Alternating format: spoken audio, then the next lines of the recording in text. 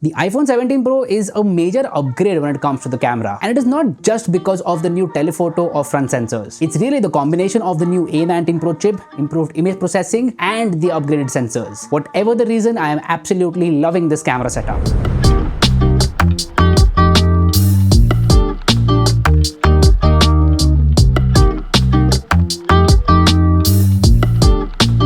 Alright, hey guys, Harsh here and welcome back to the channel. Today I am talking about the iPhone 17 Pro Max.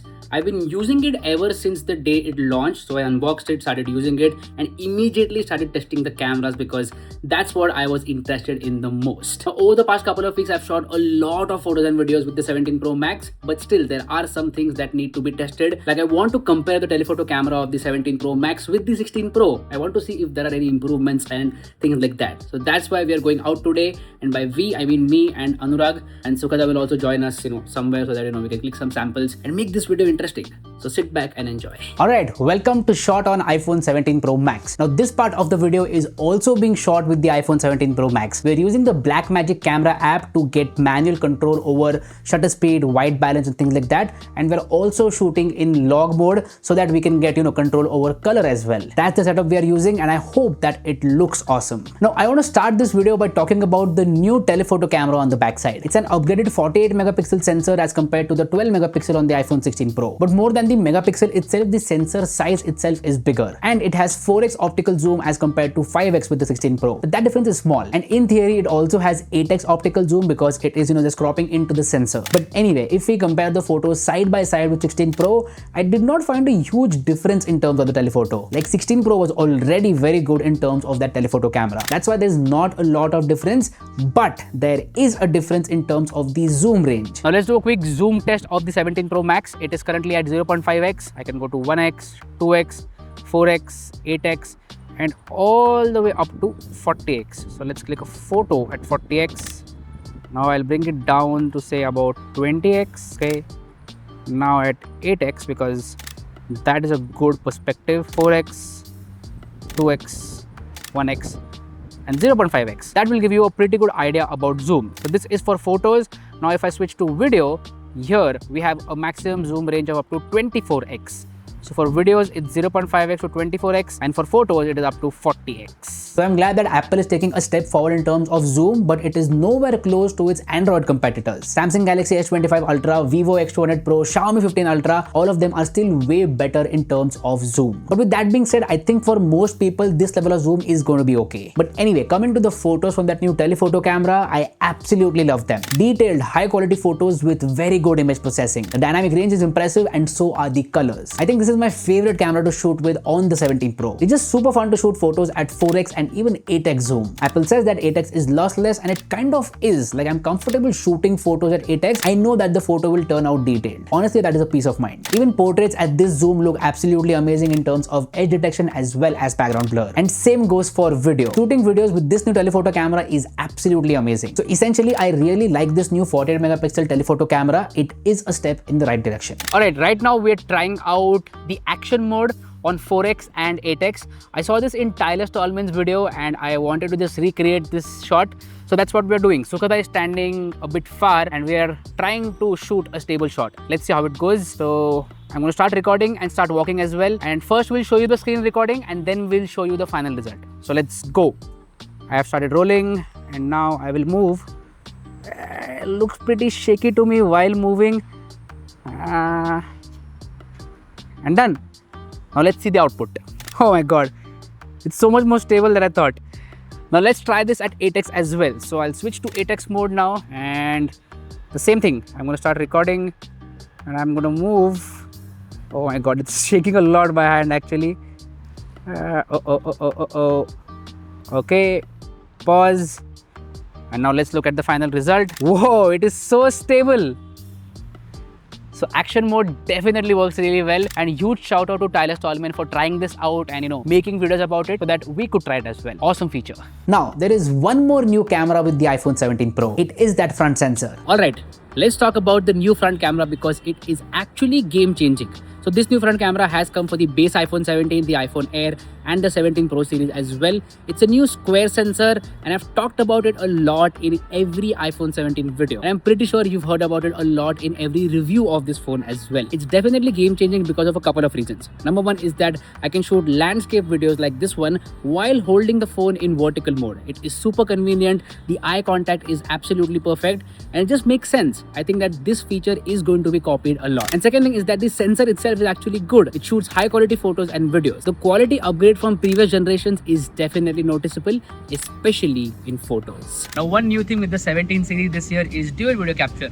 So I can shoot with the front camera and the rear camera simultaneously, and I can also switch between the lenses. So I can switch to the ultra wide, 1x, 2x, 4x, whatever I want to, even 8x, and it works really well. So I can switch between lenses while whatever it is that I want to show you guys, like this cup of cappuccino that I really want right now. And here's the Java chip that Anurag ordered. Say hi. So in the intro, I said that the upgrade this year is not just in terms of the sensors. It's the combination of the new chipset, image processing, and the sensors. And I do mean that. The image processing pipeline this year has been improved by a lot. The photos from the main as well as the ultra-wide angle camera look absolutely amazing. Like, it's a very consistent and reliable experience. Whenever I quickly want to take a good photo, I'll just take out the iPhone and I know how exactly the photo will look. I love that reliability. Reliability in terms of exposure, dynamic range, colors, and detail level. And there was some minor flaws with the previous versions which have been fixed in this version. For example, the way it handles hair. There is definitely more detail and contrast in the shadows. Makes the image pop. Similarly, faces are handled in a better way. Skin tones definitely look better with a lot of depth in them. And this definitely applies to portrait mode as well. Portrait photos from the iPhone 17 Pro are just awesome. And the best part is that any photo can be turned into a portrait after shooting it. So essentially, I specifically don't go into portrait mode anymore. I just click a normal photo, and then if I want to convert it to portrait, I can do that very easily. And portrait video or cinematic video is also super fun. Now, this is a very quick cinematic video test with the 17 Pro Max, and if you're wondering why am I talking like this with one AirPod in my hand, because this is also a new feature. Now we can connect microphone of the AirPod and actually change the input microphone by going into the control center. It's a very handy feature, especially in scenarios like this where there's a lot of wind blowing, and I'm hoping that the audio will be better just because of the AirPod. Basically, you can use the AirPod as a wireless microphone, and it works with older generation AirPods as well, not just the new AirPods Pro. That's a really handy feature, I feel. Essentially, iPhone 17 Pro is awesome for photography. It's a very reliable experience. 9 out of 10 times the photo is going to be amazing. That's why I use it a lot whenever I travel. I absolutely love the new telephoto camera as well as that front camera. Now, this is a Pro iPhone after all. So what about Pro features for photography? Well, it does have support for Pro RAW. Here are some photos that I've shot on the iPhone 17 Pro Max in Pro RAW and the edited versions of those photos. I use Lightroom Mobile here to edit these photos, and I think the results are incredible. The amount of control that I get with Pro RAW is incredible. I can change a lot of things and basically arrive at a point where I'm happy with the photo in terms of the look. Hence, for professionals, the Pro RAW feature is great. Now, while we're on the subject of professionals, I think there are a lot of professional video features as well with the iPhone 17 Pro, and this year they've added a couple of new ones. So first up, this part, as I said, is being shot with the iPhone 17 Pro Max itself in log mode, which in itself is a very pro feature. It gives the creator the best chance to create a high quality video. And the fact that this feature is baked into the normal camera application is great. But then there are other applications like this Blackmagic camera app, which is free of cost by the way, which gives way more control. Similarly, Final Cut camera is also amazing. Now, this clip that you're seeing is being shot in ProRes RAW using the Blackmagic camera app, and the best part is that it is being shot in OpenGate. Now, what does that mean? OpenGate means that it is using the entire 4:3 sensor to shoot this video, which means I can convert it into a horizontal video or a vertical video or a square video. However I want, I can convert this video. And this is actually a feature which is available in high-end cameras. The fact that we get this feature in the iPhone is awesome. And fun fact, I'm not using any mic as well. What you are hearing is the internal microphone of the iPhone 17 Pro Max. I'm sorry if there is any construction noise in the background because there's loud construction going on right now. Last thing is that the file size in ProRes RAW is absolutely huge, about 5 to 6 GB for a minute of recording. Yes, huge file size. I honestly think that because of these features, iPhone 17 Pro is literally the best out there for video recording. So anyone who creates content on a daily basis should go for the Pro model this year. It has so many good features and you never know which feature will come in handy when. In fact, whenever I am traveling and I want to quickly shoot a reel or a YouTube shot, I use the iPhone because it's such a convenient experience, and again, the quality and the output is incredible. But when it comes to log mode, I use that in specific scenarios. I don't use log daily because it's a full process of editing that video. but whenever I want that, the option is available. I hope you get my point. I've spoken about so many good things about the iPhone 17 Pro's camera. What about the bad things? There are a couple of issues which still have not been solved. Number one, and the most annoying, is lens flare. Whenever a light source appears in front of this camera, there will be a lens flare. I don't know why Apple has not solved this problem yet, because other brands like Vivo have solved this with a coating, the Zeiss T-Star coating, that solves this issue. So there is a solution in the market, but it has not arrived on the iPhone yet. I honestly find it super annoying. And one more issue is that the zoom is kind of limited. Apple can easily go for a periscope lens and get way better zoom, but they are not doing that yet. Again, the solution for this is there in the market, but not arrived on the iPhone yet. Maybe in the future versions it will arrive. And then it also does not have 8K video recording, but I can let that go because no one is shooting 8K videos. At least no one that I know is shooting 8K videos despite their phones having them. So that is kind of okay because it has other pro features for videos which are way more important than 8K, especially OpenGate. Now, one of the biggest advantages with the iPhone 17 Pro this year is not the new camera, not the new processor,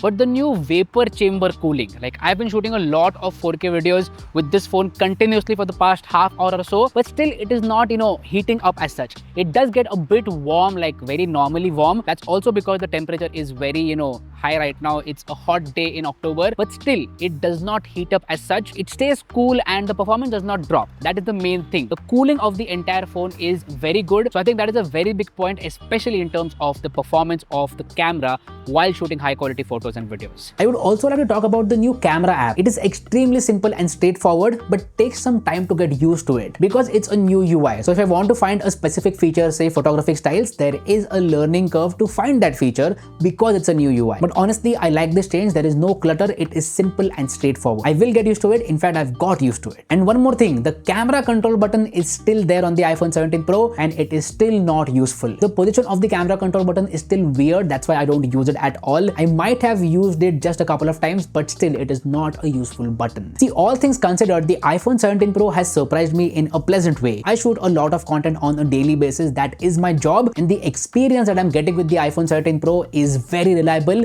and very consistent. And I think that's what creators want, consistently high quality performance from the camera. So I would definitely recommend the iPhone 17 Pro for any sort of content creation. It is the best out there as a whole package, photos as well as videos. If you want to buy it, I will make sure to drop a link to it in the description box below. So anyway, that's been it. This was my detailed camera review of the iPhone 17 Pro. Do let me know what did you feel of this video in the comment section down below. If you like this content, go ahead and hit that like button, and if you haven't already, please subscribe to the channel because that would mean the world to me. My name is Harsh Punjabi and I'll see you guys very soon in my next video. Bye bye.